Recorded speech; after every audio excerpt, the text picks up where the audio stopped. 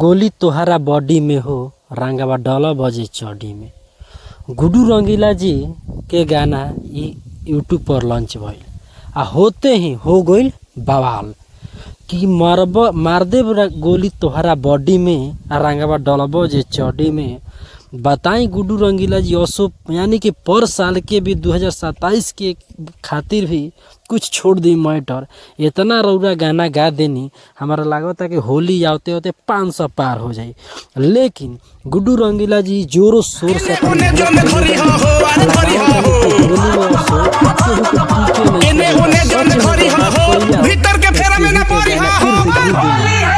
लौकत यानी मैटर एक से एक गावताने गाना गुड्डू रंगीला भैया। काहे से कि होली में असो इनके बाजी हर घरे रोजाना तो देखे के बा आँख फाड़ के देखिए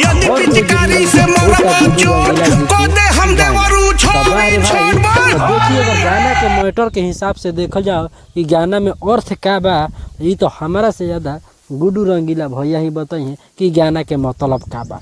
लेकिन हमारा तो साफ तौर पर लागता कि गाना का हम का बात करी, लेकिन कोई बात ना, समय समय की बात हो। आ यही के आज पहली बार मुलाकात हो कि गुड्डू रंगीला भैया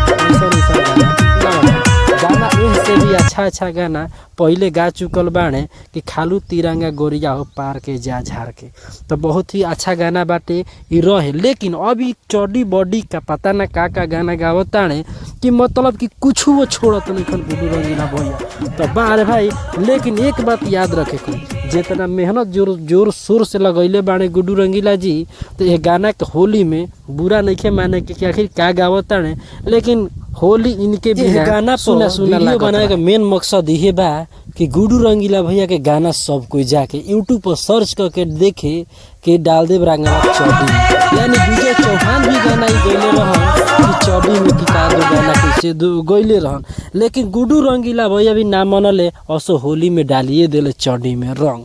यानी भौजी पही काहे साली पकाना खाली भौजी पर गुड्डू रंगीला जी पड़ गइल बाड़े, लागत है कि भौजी से इनका हो गइल बा टकरार, यही से होली में